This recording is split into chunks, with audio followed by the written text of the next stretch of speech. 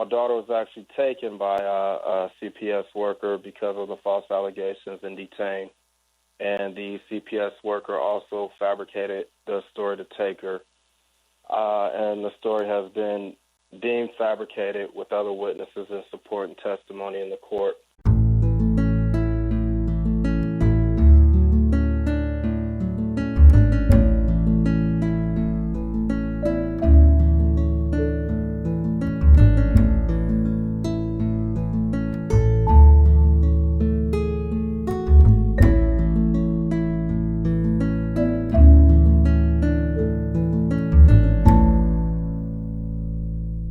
Let's go to Devin in Riverside County, California.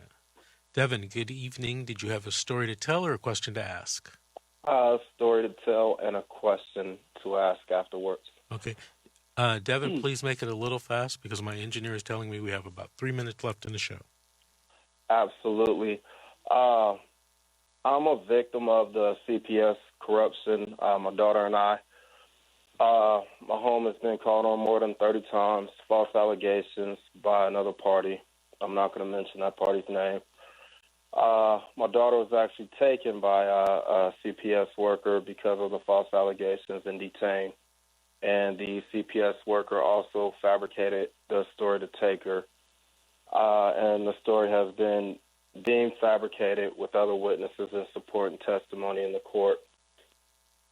And so my question is in response to that, on issues like that and false evidence, and through multiple allegations and dealing with CPS confrontations more than one time, I've caught them in several lies. What do you do as a parent to intervene or stop the conflicts and the lies and confront CPS on issues like that?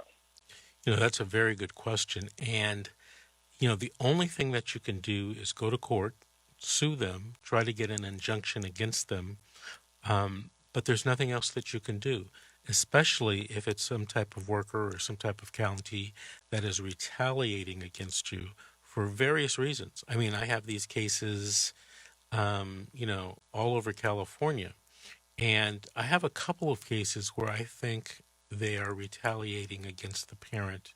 And interestingly enough, right now, both of those cases are in Riverside. Actually, one's in Riverside, one's in San Bernardino.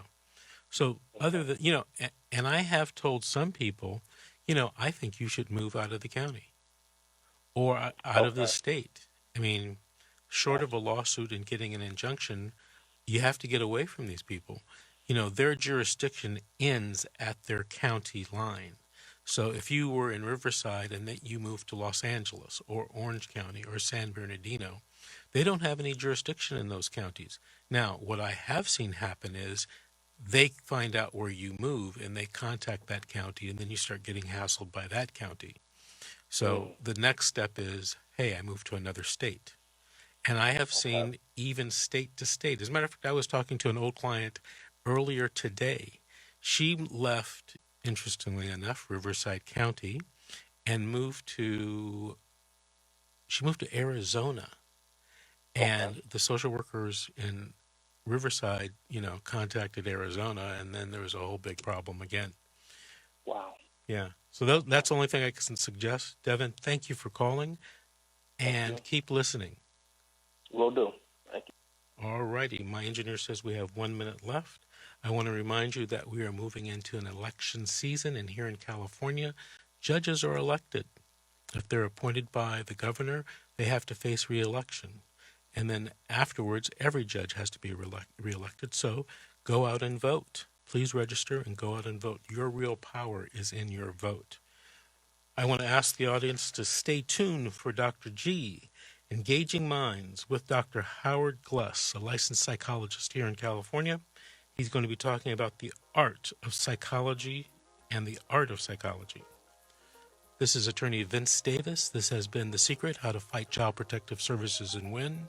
We're going to be on next week at our regular time, Saturdays, 8 p.m.